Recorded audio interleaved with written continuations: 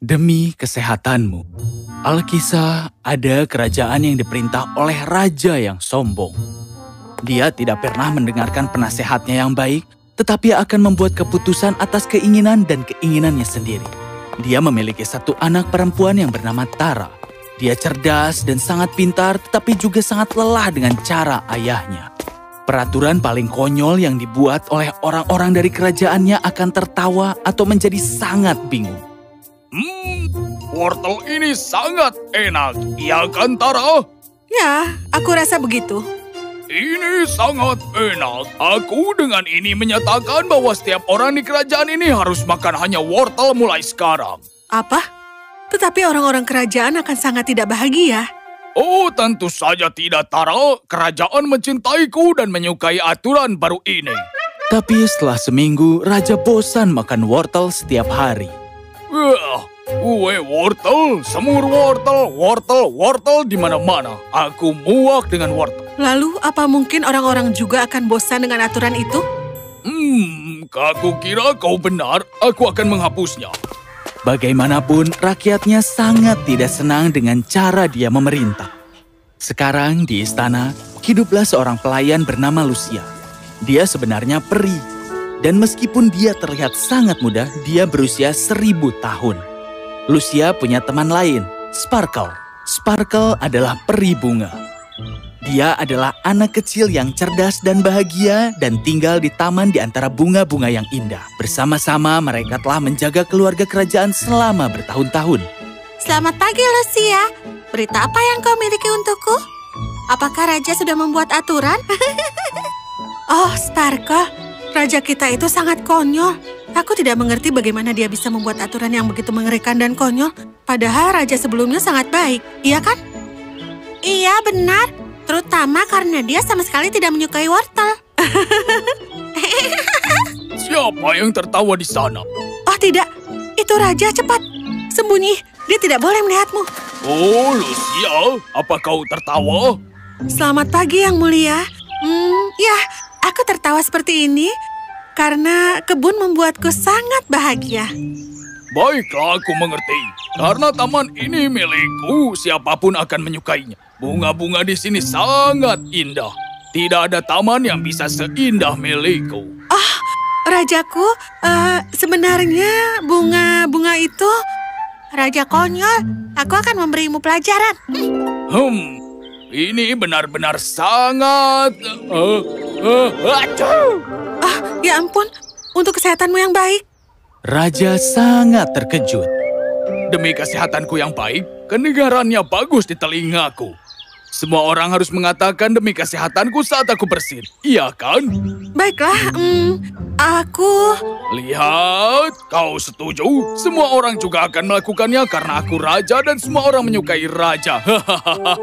Dengan ini aku menyatakan bahwa setiap kali aku bersin, seluruh kerajaan harus mengatakan demi kesehatanmu yang baik.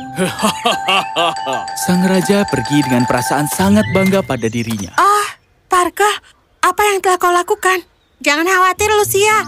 Aku telah mencampur sedikit keberuntungan dalam debu ajaib itu. Ayo kita lihat apa yang akan terjadi selanjutnya. Para utusan dikirim ke seluruh kerajaan dan orang-orang berkumpul di sekitar mereka. Dengar semua, raja telah mendeklarasikan aturan baru. Bahwa dengan bersin yang dibuat oleh sang raja, semua rakyat harus mengucapkan kata-kata demi kesehatanmu yang baik.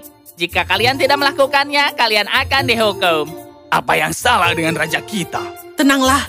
Para prajurit mungkin mendengarmu. Kita harus melakukan apa yang dikatakan. Dan orang-orang kerajaan itu mematuhinya. Setiap kali raja bersin, lonceng dibunyikan dan semua orang akan berkata, Demi kesehatanmu. Sekarang di kerajaan ini hiduplah seorang gembala yang miskin bernama Harun. Dia orang yang jujur dan sangat cerdas. Dia tidak akan pernah mendengarkan dan menyetujui apapun yang dia dengar dan selalu membela apa yang benar dan adil. Suatu hari dia sedang duduk di luar rumahnya ketika beberapa teman datang untuk menyapanya. Lihat, di sini duduk Harun gembala yang jujur. Harun, biarkan kami membantumu. Bergabunglah dengan kami. Kami akan mengajarimu seni mencuri dan kau tidak akan pernah tertangkap. Sebuah arloji emas yang bagus dapat membantumu. Aku bisa mencuri semua jam tangan emas di dunia. dan aku tidak akan pernah merasa kaya. Kau tidak perlu merasa kaya. Kau bisa mencuri mereka dan membuat kami merasa kaya. Benar? Hehehe. Saat itu, bel kerajaan mulai berbunyi. Oh ya ampun, ada bel kerajaan. Dia benar-benar memiliki hidung yang besar. Diam, katakan saja kata-katanya. Demi kesehatanmu. Demi kesehatanmu. Namun, Harun hanya berdiri di sana dan tidak mengatakan apa-apa. Teman-temannya memperhatikan para penjaga dan mendorongnya. Harun, apa yang sedang kau lakukan? Apa kau tidak melihat para penjaga? Aku melihat mereka, tapi aku tidak melihat alasan mengapa aku harus berkata demi kesehatan raja setiap saat. Jika ada, aku merasa sangat konyol. Aku bahkan tidak bisa melihatnya bersin. Shh, diamlah Harun. Apakah kau ingin penjaga mendengarmu? Oh tidak, sudah terlambat. Dan tepat ketika Harun berbalik, seorang penjaga telah mendengar semua yang dia katakan dan sekarang menatapnya dengan marah. Beraninya kau berbicara buruk tentang raja. Ulangi kata-kata yang diperintahkan raja padamu, atau kau akan dibawa ke istana. Lakukanlah, aku tidak akan takut pada raja, dan aku menolak untuk mengulangi kata-kata itu. Dengan itu, penjaga membawa Harun pergi ke istana. Ketika raja mendengar apa yang dikatakan Harun, dia sangat marah. Berani-beraninya kau membantah rajamu. Apakah kau tidak peduli dengan penguasamu? Aku tidak pernah ingin kau sakit, Yang Mulia. Tapi jujur saja, itu sebuah hal lucu ketika aku mendoakan Anda tapi tidak melihat Anda bersin. Lucu? Kau merasa penguasa besar kerajaan ini lucu? Kenapa kau ini? Ayah, lihatlah bunga-bunga cantik yang aku bawa ini. Oh, siapa orang ini? Pria ini berani melanggar perintah baruku. Itu adalah aturan terbaik yang pernah kubuat. Apakah benar ada seseorang yang telah berani menentang peraturan-peraturan ayahku? Apakah kau tidak ingin kalau melihat ayahku sehat? Sama sekali tidak, Yang Mulia. Aku hanya mengatakan kepadanya bahwa hal itu benar-benar lucu. Oh, ini sepertinya sangat menarik. Pada saat itu, Sparkle tiba-tiba muncul di bawah bunga yang dipegang Tara. Dia mengeluarkan debu ajaibnya lagi dan langsung masuk ke hidung Tara. Oh, demi kesehatanmu. Apa? Kau mengatakan itu padanya? Lalu mengapa kau tidak mengatakannya pada aku? Beraninya kau tertawa. Tapi aku tidak tertawa. Cukup. Kau akan mendapat hukuman. Para penjaga akan membawamu dan melemparkanmu ke ruang gelap. Para penjaga membawa Harun dan melemparkannya ke ruang gelap. Ruang itu dalam dan kosong. Tidak ada yang bisa melarikan diri dan Harun menunggu singa dibiarkan masuk ke dalam ruangan itu. Tapi Harun itu cepat. Dia mengeluarkan beberapa potong daging yang ada di tasnya.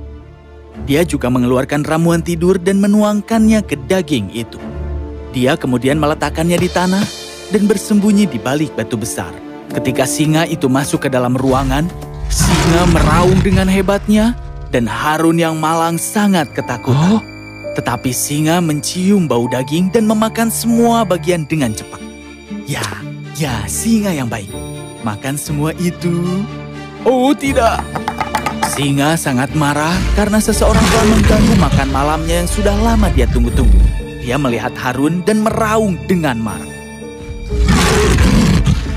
Oh tidak, tolong jangan makan aku. Tidak, tidak. Dan dengan itu, singa tertidur lelap.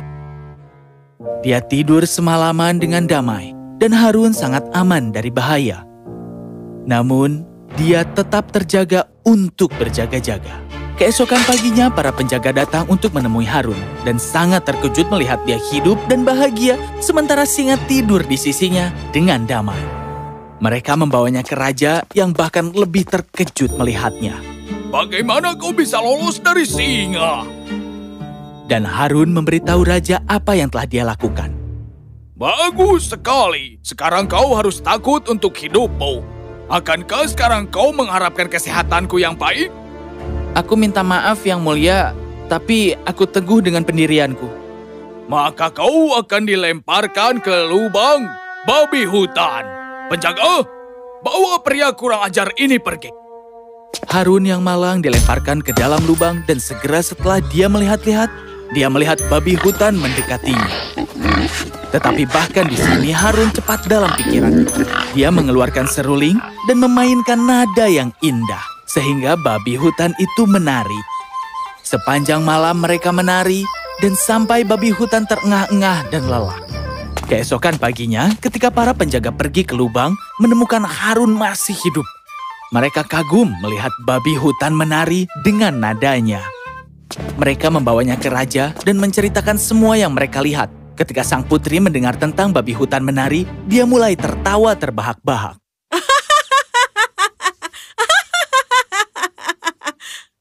Ya ampun, apa yang aku lakukan sekarang? Baiklah, jika hukuman tidak mengubahmu, maka mungkin hadiah akan mengubah.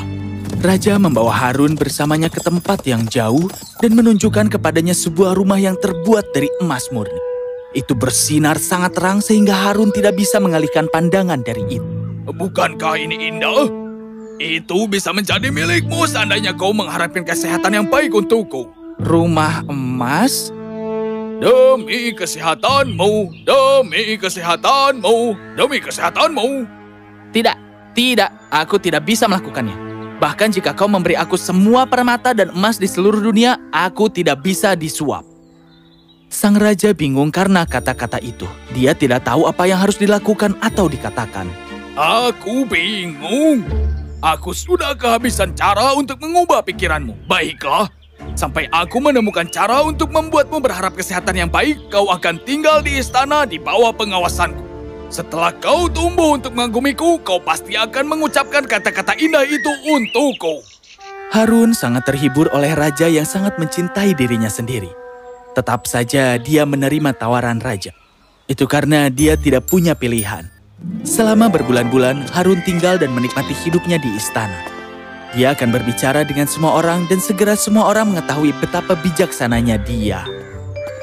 Raja juga memperhatikan cara-cara Harun dan ketika mereka mulai berbicara, Raja segera mulai belajar tentang kerajaannya.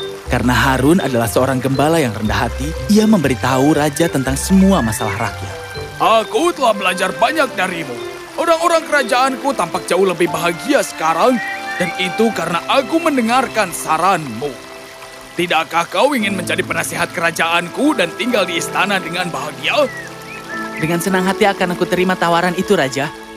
Dan dengan demikian, Raja segera menjadi lebih bijaksana dan seiring waktu, semua hal egois segera mulai menghilang. Kerajaan itu sekarang menjadi jauh lebih bahagia. Suatu hari Raja melihat Tara dan Harun saling memandang satu sama lain. Dia menyadari bahwa dari waktu ke waktu Harun berada di sana, keduanya saling jatuh cinta. Tara sayangku, jika kau ingin bersama Harun, maka aku tidak keberatan. Dia adalah pria yang bijak, dan aku akan senang kau menikah dengannya. Oh, terima kasih ayah, karena aku memang sangat mencintainya. Pernikahan diadakan pada hari berikutnya. Dan bagaimana semua orang bersukacita. Bahkan Sparkle pun berdansa mengikuti musik. Sparkle, ayo turun sebelum orang-orang melihatmu. Oh, tidak ada yang akan melihat aku, Lucia. Mereka terlalu sibuk menikmati musik ini, seperti aku. Dan ketika dia menari, banyak debu peri jatuh di atas Raja, Tara, dan Harun. Oh, tidak. Jangan lagi.